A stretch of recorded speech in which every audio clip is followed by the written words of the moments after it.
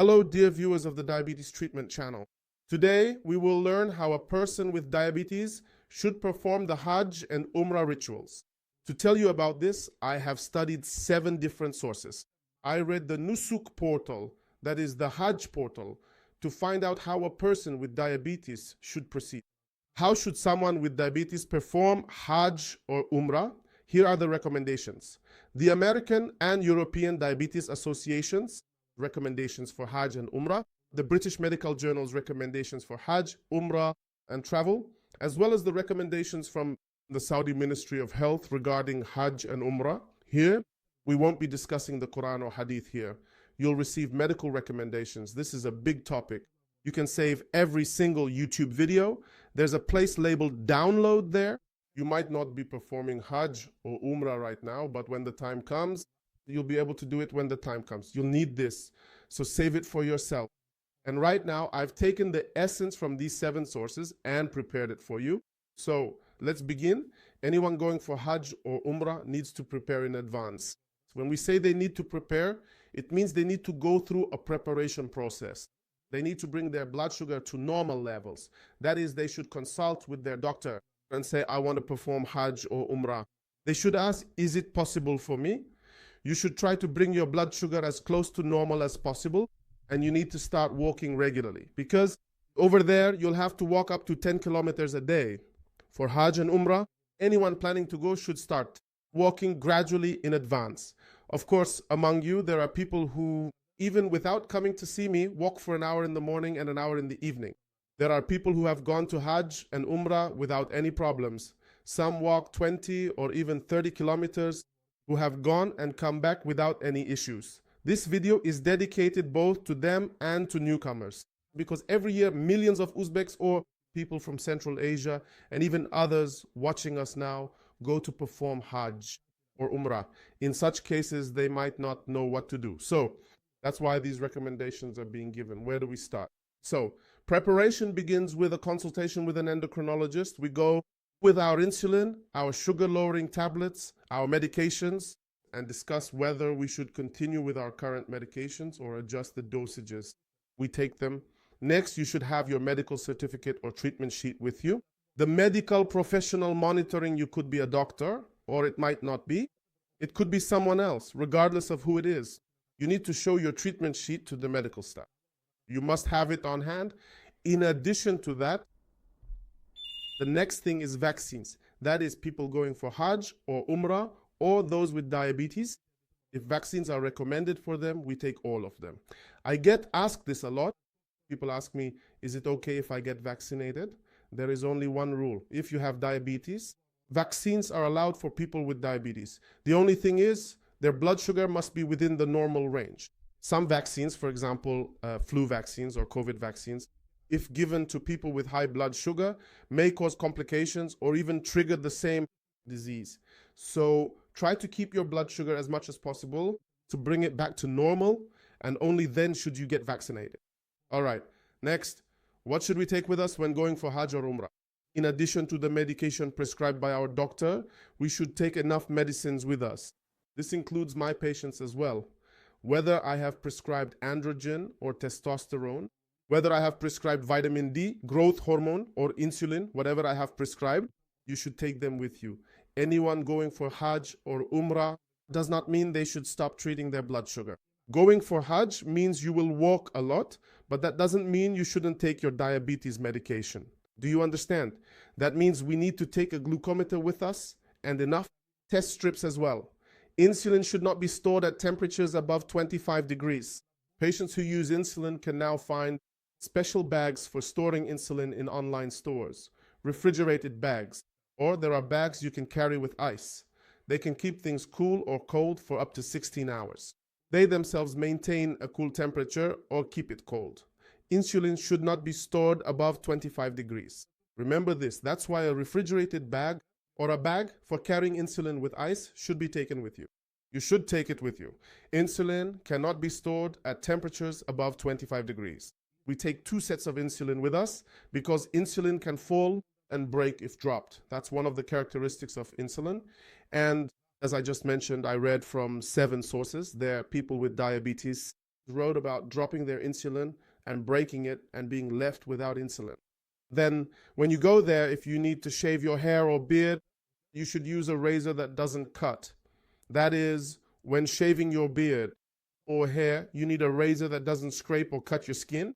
You will need to take such a razor with you. Those razors are more expensive. They have a protective mechanism that prevents you from cutting yourself. And your feet will get blisters. Keep that in mind. For blisters, you need to get plasters, not the kind that dissolves the packaging. This one, you need to get sterile plasters. You should also get sterile wipes. You will need them. For shoes, get something like Skechers or comfortable sneakers. Choose comfortable shoes like those. And for people with diabetes, I want to repeat this point. Only perform Hajj or Umrah while wearing socks. Never go barefoot or perform Hajj or Umrah rituals without socks in your shoes. This is strictly prohibited. Even healthy people, in fact, even those who are completely healthy, can develop blisters on their feet. This happens because of walking a lot and due to the heat and sweating. That's why you need to get socks. If possible, get special socks for diabetics. There are socks made with silver threads or with added silver. You can find them if you look. Take them with you. Silver has antiseptic properties. So even if your skin cracks, microbes won't get in there. If you have those silver threaded socks, these things aren't expensive and are easily found. Especially during the cold season, they're very good. Because socks, you wear them anyway, regardless of the situation. You really need to get special socks that are specifically designed for diabetics. As for your footwear, please ladies, I must emphasize, even women should not wear just simple slippers or flip-flops at home or outside, nor should they wear regular shoes. Footwear itself needs to be special. Soft. It should be soft. It should be designed for a lot of walking. For this, Skechers and those original sneakers are very suitable. When you're flying on a plane or traveling by bus or train, what do you do with your insulin? Okay, as for basal insulins, should be taken on time.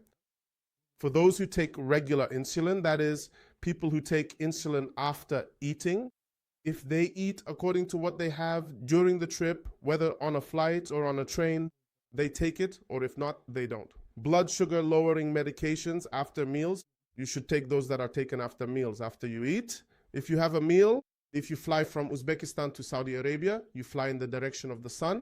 So the time difference is not that significant. There's usually no need to change the timing of your medications. And after you arrive in Saudi Arabia, just continue according to the local time. On the plane, only take the insulin that is supposed to be taken after meals and take your basal insulin at its usual time. For example, if you take insulin once a day, if you take 10 units of Lantus insulin in the evening, if necessary, you take it at 10 p.m. For another example, for those flying from Australia or America to Mecca, they will need to make a slight adjustment. Uzbekistan flies along the same direction as the sun. No adjustment is needed. There is a killer triad for Hajj or Umrah. Killer means deadly, and triad. This means a group of three. In this context, it refers specifically to low blood sugar, foot ulcers, calluses, blisters, ulcers, and infections. These are all common complications that can occur, especially in people with certain health conditions. So, as much as possible, you should be vaccinated against infections. If you haven't been vaccinated, then it depends on your own immunity. People who go for Hajj or Umrah may catch a cold, cough, or develop a fever. This is considered one part of the killer triad. So, if you see someone who has a cold, is coughing or sneezing, you should keep your distance from them. If it's your roommate, if possible, you should try to change rooms in crowded places. If it's the cold season, if possible, you should go to the mosque wearing a mask. If it's cold season, if possible, you should go to the mosque wearing a mask. All right. Next is foot prevention. We've talked a lot about this. What kind of foot, wearing proper footwear, checking your feet every day, performing Hajj or Umrah rituals with socks on after a wound appears. If the blisters burst, that means you shouldn't walk anymore, or you should do the rest in a wheelchair or not walk until you recover. Because look, the killer triad includes the development of wounds on the foot. Many people get foot wounds that become infected, leading to amputation and sometimes even causing death. Infections are the same way. And one of the most dangerous things is when blood sugar dropping too low, because you might miss your mealtime or walk more than you should at the right time. That's why you need to have a glucometer and, if possible, measure your blood sugar every day. In one day, you may need to measure it several times. For someone who walks for more than 2 hours, they must monitor their blood sugar. If someone walks for more than 2 hours at a time, they should check their blood sugar. And as you know, you should always have a bag with you. And in your bag, carry a Coca-Cola. This is what they do in Saudi Arabia, England, America, and Europe. Their recommendations say to have juice. But more than half of juice is fructose. It only takes effect after some time. Or they talk about chocolate. First of all, chocolate melts in the heat. Secondly, chocolate contains fat, which slows down the absorption of sugar. They say it should be a sweet liquid. The best option is Coca-Cola. Just don't drink it all the time. Only use it as first aid when your sugar drops. And have 5 or 6 pieces of sugar cubes. They don't spoil in the heat. Nothing happens to them. Coca-Cola is the same way. So in our bag, we should always have a small, tiny, you should have Coca-Cola. If you drink 100 to 200 milliliters, you'll feel better in 15 minutes. If you don't feel better, you're allowed to drink a little more. For this, you need to measure and check. Your companion should know that you have diabetes. The doctor in your group or the group leader should also know. It's important that they know you have diabetes. The signs that your blood sugar is dropping are nervous system disturbances on their own, disorientation, confusion, trembling, sweating, intense hunger, and agitation. Everyone else should be aware of this too. If someone near you suddenly becomes disoriented, meaning they don't know where they are or what they're doing, start speaking incoherently, slurring their words, sweating, their complexion turns pale, and they break out in clammy sweat. This happens when their blood sugar drops. They break out in clammy sweat. When it's hot, normal sweating occurs. In such a situation, the first thing to do is to check this person's blood sugar and provide first aid. In severe cases, you won't be able to help yourself. There are doctors there for that. But a mild drop in blood sugar can be resolved with 100 to 200 milliliters of Coca-Cola. That's all it takes. The deadly trio includes a drop in blood sugar, infections, and the appearance of wounds on the feet. Because of these, a person with diabetes performing Hajj or Umrah could die. Let's be careful and follow the recommendations. In fact, millions of people, God willing, go and return without any problems. Even healthy people end up with wounds on their feet, get battered, catch colds, and develop pneumonia and still haven't recovered. Everything is from Allah. Our job is to give our advice. If it helps even one person, if we get sick, have diarrhea, develop a fever, if there is vomiting, nausea, or if fever and chills occur, these days we frequently measure our blood sugar, because if it rises too much, it can also drop too low. There's also the risk of dehydration or heat stroke. So we definitely take an umbrella if it's a hot day and drink enough fluids. These are general rules. But for people with diabetes already tend to be dehydrated. They can become dehydrated quickly. It doesn't have to be cold water. Just regular room temperature water is fine. You can find it everywhere. Distributing water. Even people walking around ask, is it cold or hot? Is it hot or just regular?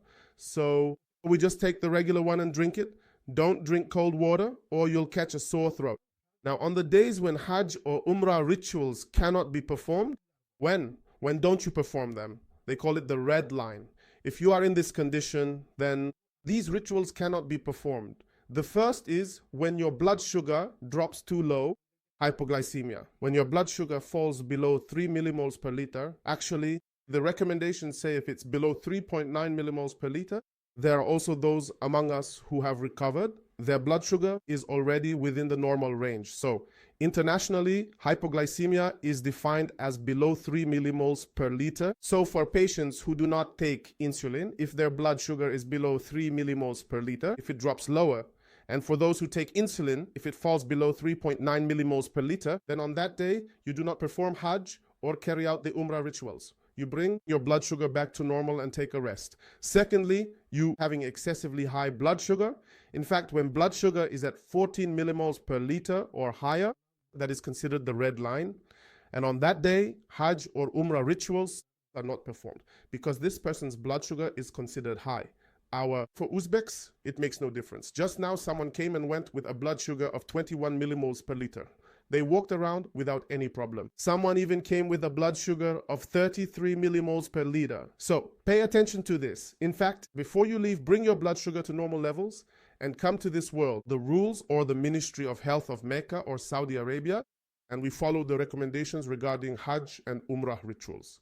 As for our blood sugar, we do not let it exceed 14 millimoles per liter. If it does go higher, we adjust our insulin, our blood sugar, bring it back to normal, change the insulin dose. or adjust the dose of diabetes medication. Adjust it, bring it down below 14 millimoles per liter, and then continue with the remaining rituals. The next is the red line. This red line is the appearance of wounds on the feet. If a wound appears, you either continue in a wheelchair or that's it, you don't perform them. So there are 4 things that are the red line: dehydration or heat stroke, the appearance of wounds on the feet, a drop in blood sugar, hypoglycemia, or when blood sugar rises above 14 millimoles per liter, then the Hajj or fasting rituals are not performed. So with this, our video now comes to an end. That's enough. Both Hajj and Umrah are allowed for people with diabetes. You just need to follow these rules. You must adhere to them. I tried to explain everything.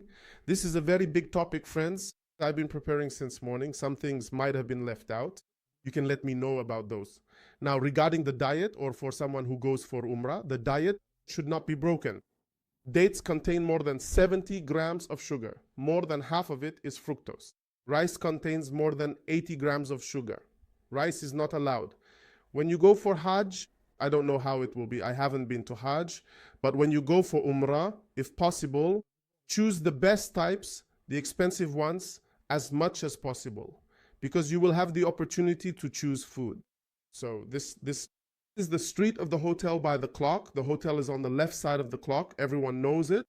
For example, choose 5-star hotels. The difference is only about $100 to $200, just a little bit. If you try to save money and stay at a cheap hotel, first of all, you'll be far away. Secondly, the food will be the same every day, and often the meals will be things like potatoes, cheap stuff, rice, things like that, chicken, meat. So seafood might be available, but for you, meat are possible. Buckwheat, pearl barley, beans, chickpeas are possible, but you won't eat their bread. For breakfast, there are eggs, cottage cheese, vegetables, omelets, everything is available. Things that are not allowed: porridge, if they've soaked something in yogurt, then that's not allowed either. Fruits are not allowed in this case. They tend to give a lot of sweets, which is why they are not allowed. Please remember, fruits are not permitted. Don't touch the dates. Dates have a lot of sugar. More than half of it is fructose, especially with rice. There are also local dishes similar to pilaf. For example, rice cooked with camel meat. Take the meat, the red, but please don't touch the rice, I'm asking you. If you find a 4 or 5-star hotel that serves 3 or 2 meals a day, and if there's a buffet, then go there. Well, during Hajj, you might have no choice. Secondly, I don't know what kind of food they serve there. Those who have been should write and let us know what kind of food is served, how they performed Hajj, but everyone knows the place they've been to. In every place, there's an Uzbek restaurant, and there you'll find dishes that are allowed for you. Just don't touch their samsa, bread, lepyoshka, or plov. If you go out and decide to eat KFC or fast food, you should remove the crust on top of the KFC. You can eat the chicken meat inside. If they fried fish or cooked it with batter, you should remove the coating on top. Take off the crust, and you can freely eat the inside. In short, there are still some unclear points. If you write to me, I'll send you another. I'll make a second video as a follow-up topic, as a second episode, and share it with you. I've explained as much as I could. In short, for those who are going on Hajj or Umrah, I entrust you to Allah. May you go and return safely. Goodbye.